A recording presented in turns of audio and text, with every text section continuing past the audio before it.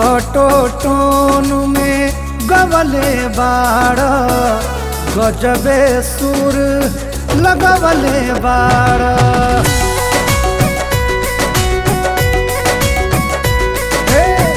Auto टोन में गवले बाड़ गजबे सुर लगवले बाड़। होत सवेरे सेंट लगा के मेकअप करके ताजा हो जा। ए बाबू राजा हो जा, ए बेटा राजा हो जा, ए बाबू राजा हो जा।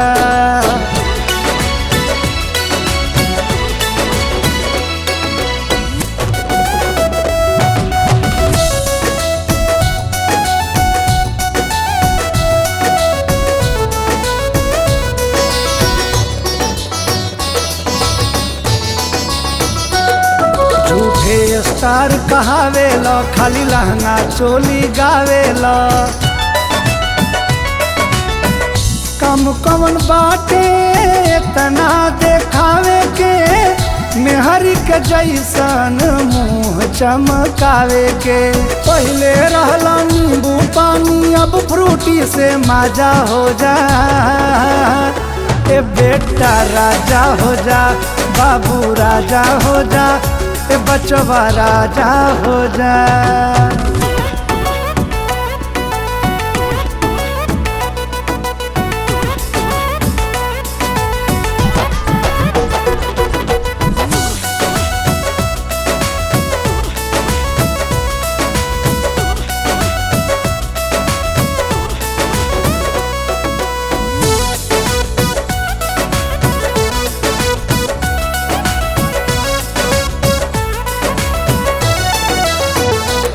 नीमन गाना के रेट कहाँ, निर्गुण पूर्वी से भेंट कहाँ।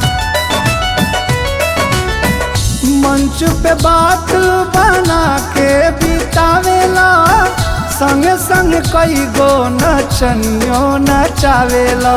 लाई बतासा के पूछत बा, अब खोआ के खाजा हो जा। ए बेटा राजा हो जा, ए बाबू राजा हो जा, ए बचवा राजा हो जा।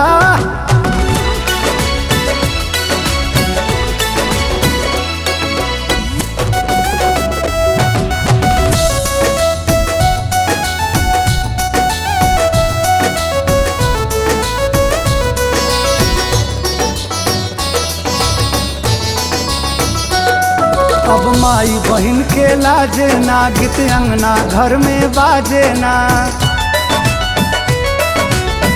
गीत बाकी गारी कुछ समझ में आवे ना। अमित के तीत बोली मनवा के भावे ना। का होई सहनाई के धुन, तू अंग्रेजी बाजा हो जा। ए बेटा राजा हो जा, ए बाबू राजा हो जा, ए बेटा राजा हो जा।